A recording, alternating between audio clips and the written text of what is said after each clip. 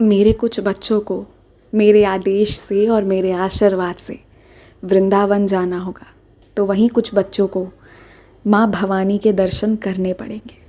याद रखना, वहाँ तुम्हारा एक बहुत बड़ा काम होना रखा है और मैं जहाँ भेजूँगा, चाहे जिस रूप में भेजूँगा, किसी को राम दरबार भी भेजूँगा तो किसी को संकट मोचन हनुमान के पास भी जाना होगा। मैं जहाँ भेजूँगा वहाँ जाना, पूरे मन से जाना, क्योंकि तुम्हारा साईं तो तुम्हें शिरडी बुला ही लेगा। लेकिन अगर तुम्हारे साईं तुम्हें कहीं और भेज रहे हैं तो उस पर यकीन रखो। मेरे कुछ बच्चों की ऐसी ज़िद रहती है कि बाबा तुमने जो वस्त्र धारण किए हैं उसमें से मुझे कुछ आशीर्वाद दे दो।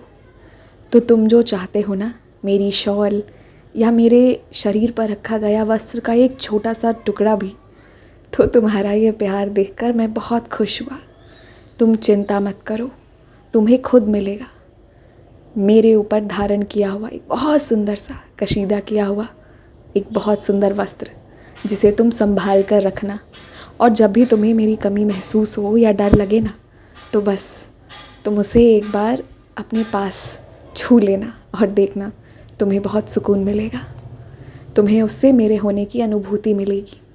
लेकिन इन सब के लिए तुम्हें मेरे मंदिर आना होगा, मेरे दर्शन लेने होंगे।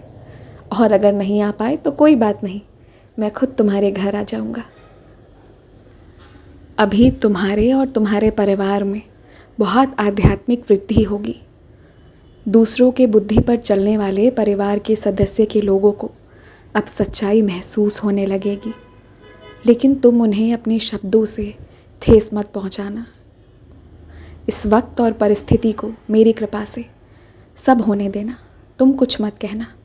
अब देखना, जो लोग जानबूझकर तुम्हारे साथ गलत करते थे, तुम्हारे सच्चे होने के बावजूद भी, अब उन्हें सब सच्चाई महसूस होने लगेगा। अब उन्हें पीछे हटना पड़ेगा अपने पाप कर्मों से। तुम निश्चिंत रहो, अब तुम्हारा अच्छा समय शुरू हो गया है।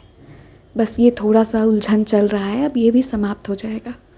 घबराओ मत, तुम्हें बीच मझधार में कभी नहीं छोड़ूंगा। एक बहुत पवित्र नदी से तुम्हारे लिए आशीर्वाद रूप में जल भेजूंगा, उसे स्वीकार करना। बहुत खुश रहो, बहुत खुश रहो। मैं आ रहा हूँ।